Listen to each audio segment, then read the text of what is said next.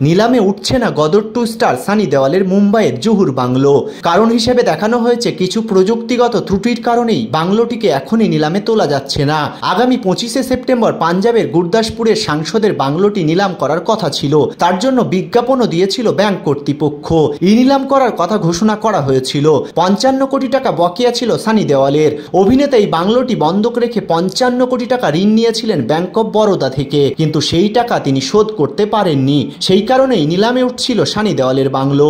এদিকে সানি দেওয়ালের মুখপাত্র জানিয়েছেন নিলামের বিষয়টি শীঘ্রই মিটিয়ে ফেলা হবে। তার প্রক্রিয়া ইতিমধ্যেই শুরু হয়ে গিয়েছে বলে জানিয়েছেন অভিনেতার মুখপাত্র। জহুর এই বাংলোটিতে থাকতেন না সানি দেওয়াল, তিনি অফিস চালাতেন এখানে। এই বাংলোয় পোস্ট প্রোডাকশনের 2টি থিয়েটার এবং একটি প্রিভিউ থিয়েটার রয়েছে।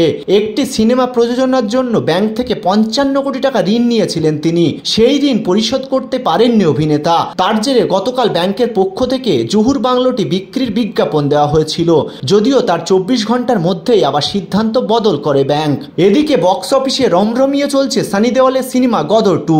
2 সপ্তাহ পার করার আগেই বক্স অফিসে 300 কোটি টাকা কালেকশন করে ফেলেছে তার সিনেমা। ছাপিয়ে গিয়েছে বাহুবলীর রেকর্ডও। এমনকি জনপ্রিয়তায় শাহরুখ খানকেও পিছনে ফেলে দিয়েছেন সানি দেওয়াল। 22 বছর পর গদর 2 মুক্তি পেয়েছে।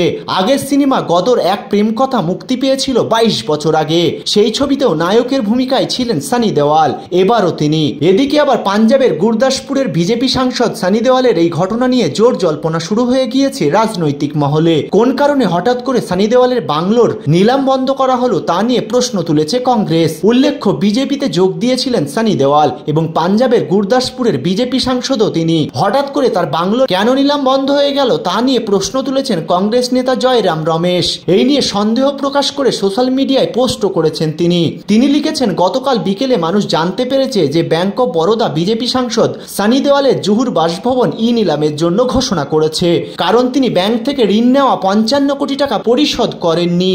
আজ সকালে 24 ঘন্টারও কম সময়ে মানুষ জানতে পারল ব্যাংক অব বরোদা প্রযুক্তিগত কারণে নিলামের বিজ্ঞপ্তি প্রত্যাহার করেছে।